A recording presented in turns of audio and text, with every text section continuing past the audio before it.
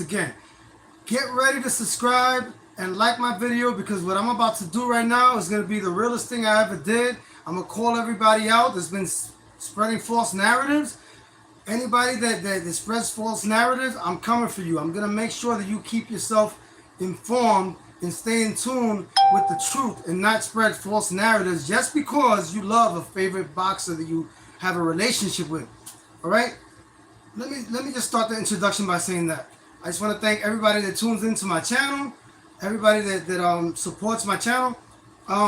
Recently, a certain boxing content creator put a video out saying that Matias declined in June to fight Teofimo Lopez. Again, this guy, Punch Drunk, is the phoniest, the most uninformed content creator I've ever seen. Like, he's doing a good job with spreading false narratives, and he's doing good at getting followers, but at the same time, he's trying to get a lot of clickbait and say things that is not true because he has a relationship with Teofimo Lopez. I understand he's a fanboy. I get it. But be honest and say, all right, I'm a little biased because I have a relationship with Teofimo Lopez. You came out and said in an interview that you interviewed Teofimo Lopez. And Teofimo Lopez in the interview, he even said that the boxing promoters are the problem. They're not allowing him to get the big fights. And he said it clearly. He is not a boss. He may have takeoff promotions, but the boxing promoter that controls his career, that decides who he fights and who he doesn't fight, is Top Rank. So he's a slave to his contract. Like, he never tried to fight Matias for real, because when he offered to Matias the fight, he only gave him like less than two months to prepare. He just fought November 29th. And then how is he going to fight? How is he going to fight in February, in the beginning of February? How's he going to fight Teofimo Lopez if he just finished fighting in November 29th? You got to give him time to train. But he at the same time, Teofimo Lopez never avenged his loss. He never avenged his loss to kambosos. So how is Teofimo Lopez cheating and fighting an inactive Josh Taylor that hasn't fought for 33 months when he fought him? And he vacated his belts to not fight Ponce and Matias, to fight Catterall, and he never rematched Catterall, who really beat kambosos. So you can't say that that he beat a legitimate active Josh Taylor. Teofimo Lopez, that victory was tarnished, and he cheated. He's cheating his way to the top because he knows he doesn't have a lot left in his career. I know boxing is a dangerous sport, and you could tell that Teofimo Lopez is not the same fighter that he was, because his last 3 fights, Sandor Martin and the fight with Jermaine Ortiz, kambosos, he did not look good. He did not look good. He didn't win those fights. He did not win those fights at all. That's crazy. You need to check your facts, man. How can you be the king of 140 if you fought an inactive Josh Taylor? A Josh Taylor that has not been active, hasn't fought for 33 months, and when Teofimo Lopez fought him. So at the same time, you're a fanboy. I get it. That's why you would say that, and I understand. But don't be subjective. Be objective. Always look at the facts. Nobody wants to call out what Teofimo Lopez doesn't do. They always want to call out what Matias doesn't do. But at the same time, is it Matias' fault that Teofimo Lopez does not control his career? Top Rank didn't guarantee Teofimo Lopez to Matias. So that's not his fault. That's not Matias' fault. And Matias walked away from Top Rank's offer because they did not offer him or guarantee him a Teofimo Lopez fight. So that's why he moved on. That has nothing to do with him declining Teofimo Lopez fight. He declined Top Rank as a promoter because they did not guarantee Matias Teofimo Lopez. That's what happened. So get your facts straight. I say, if you want to really follow real boxing content, people that are giving it to you the honest and informative way, then you should follow people like me, people that are actually doing it the right way with integrity. Okay, Mayweather is the greatest. He is. He's the greatest of this time. But at the same time, I just think that the false narratives need to stop. And Teofimo Lopez is cheating his way to the top. Because he hasn't looked good in his last 3 fights. He is not the same fighter that he was. ever since he lost to Kambosos, something is not right with him. If he's the greatest, if he's the best at 140, he needs to take care of business at 135. If Teofimo Lopez wants to claim that he's the best at 140, he has to take care of the business at 135 with Kambosos. Kambosos beat him, and he never rematched Kambosos. So you can't say that you're the best at 140 if you haven't taken care of business at 135. You can't go all the way to Crawford, because Crawford will annihilate Teofimo Lopez. He's not in that level.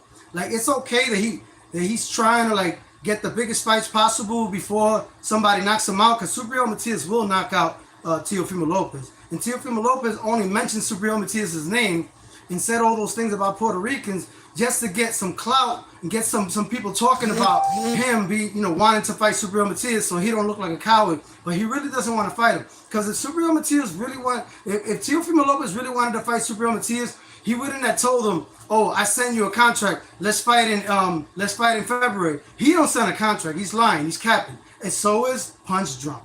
He's just following the narrative that's told to him. Don't copy and paste what somebody says if you say it's not true. You got to get the facts straight. Get your receipts. So my thing is, if Teofimo Lopez really wanted to fight Subriel Matias, he would have actually left Top Rank and continue with his promotion, which is called Takeoff Boxing. But he obviously doesn't have control of his career like that, because they did not allow that fight to happen. His promoter, Top Rank. That's why Teofimo Lopez and Subriel Matias was never made, because Subriel Matias went to Top Rank and they did not guarantee a Teofimo Lopez fight for Subriel Matias. So that's why he went to Matchroom Boxing, Subriel Matias. He got to go out. He got to go with what works for his career. So Teofimo Lopez is just saying stuff just to sound like he's brave, saying that he offered a fight to Subriel Matias, but he's not in control of his career. He's not in control of his career. Top Rank was the one that told Subriel Matias that they're not going to guarantee a Teofimo Lopez fight. So that's what happened. He didn't decline a Subriel Matias fight. Subriel Matias didn't decline a Teofimo Lopez fight. He declined what Top Rank was offering him. That's different. Stop lying. These boxing content creators got to stop lying. They just love to lie because they have relationships with these boxers. And I understand if you have a favorite boxer and you have a relationship with him, but keep it professional. Be honest. Say, hey, I'm a little biased because Teofimo Lopez is my favorite boxer. But don't go out and pretend like you're being a boxing journalist and you're giving people real, honest content with informative content when you're not. Because you're doing that because you have a relationship with certain boxers, and you're just doing stuff like most boxing content creators are doing now. They're not telling the truth.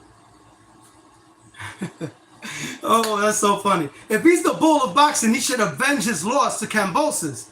That's a bull of boxing. But if he's the bull of boxing and he's not giving a rematch to Kambosos, who beat him, who put the first loss on his record, then he's not the bull of boxing. He's the bull crap of boxing if that's the case. He's the bull crap of boxing if he's not giving Kambosos a rematch, the guy that beat him.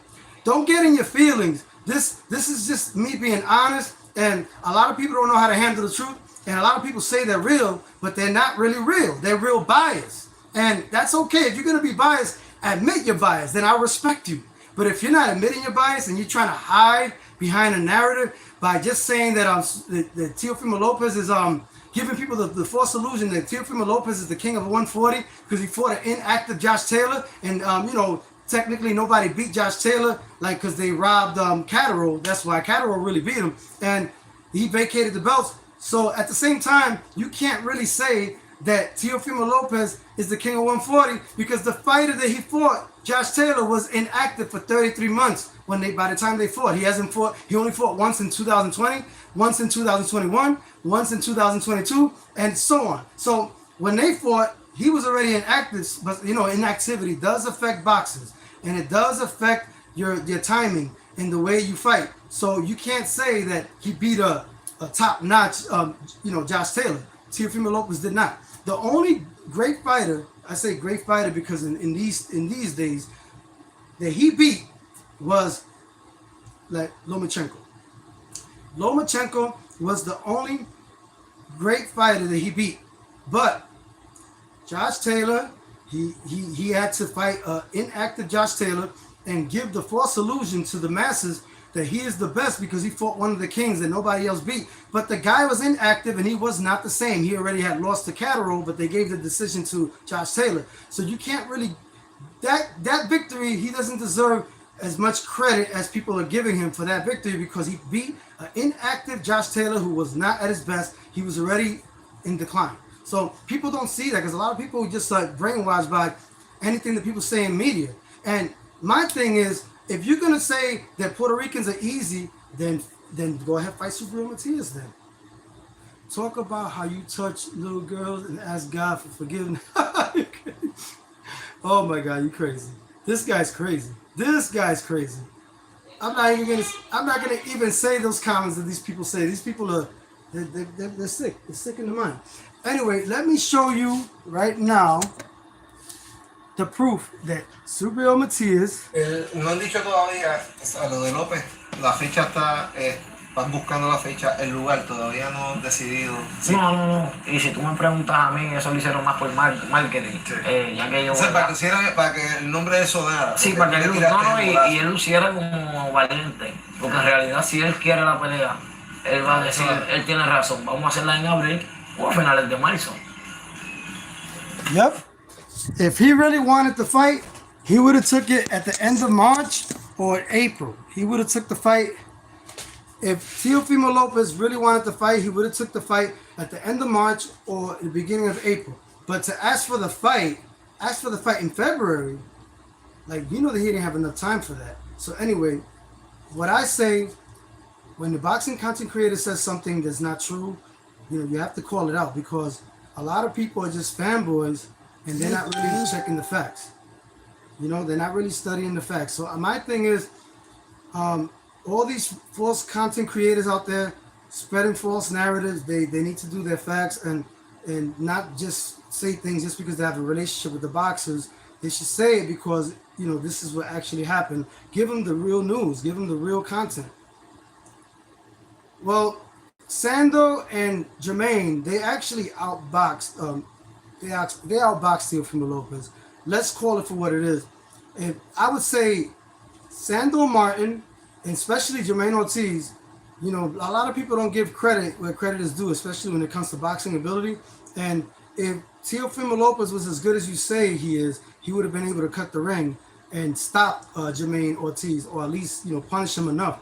But he wasn't doing enough to win the fight. I think Jermaine Ortiz did enough to win the fight. He could have did a little bit more, but, the reason why the judges didn't give him the fight because they felt like he was running more than he was landing, but he was actually landing a lot of shots, but not as much as he should have. But I think he did enough to win the fight against Teofimo Lopez. And Sando Martin also won the fight. So, you're being biased because you're a fan of Teofimo Lopez. I get it. But you have to look at boxing ability and making the fighter fight your fight. If Teofimo Lopez was as great as you think he is, he would have been able to cut that ring.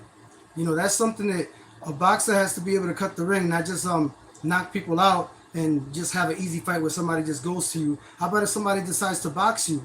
Then they should be able to, neutralize whatever advantages they have. And if they have good feet, good footwork, then he should be able to cut the ring, Teofimo Lopez, and at least cut the ring and do damage to the body and knock them down or do something where they don't get away from you. So if Teofimo Lopez has that boxing ability and punching ability, like everybody says he does, he should have been able to cut the ring against Sando Martin and Jermaine Ortiz. So that there's no excuse for that. Running. It wasn't running, it was boxing. This boxing, hit and not get hit. A lot of people want to see a fight, they want to see blood. I get it.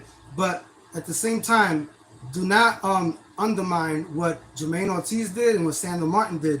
They really won those fights against Teofimo Lopez. And Kambosos never got the rematch. Well, I'm saying, of course, he didn't need a rematch because he beat Teofimo Lopez. But Teofimo Lopez should have got the rematch from Kambosos to prove to everybody that he had asthma or whatever, it was a fluke, and he should have avenged his loss. But why didn't he do that? He wants to cheat his way to the top and give people the false illusion that he's a top fighter that beat the fighters at their best. When he fought Josh Taylor, they weren't at their best.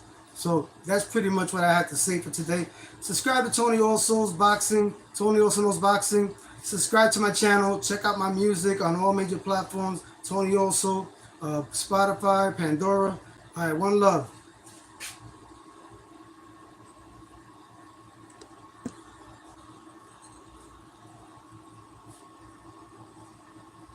Trying to stop it.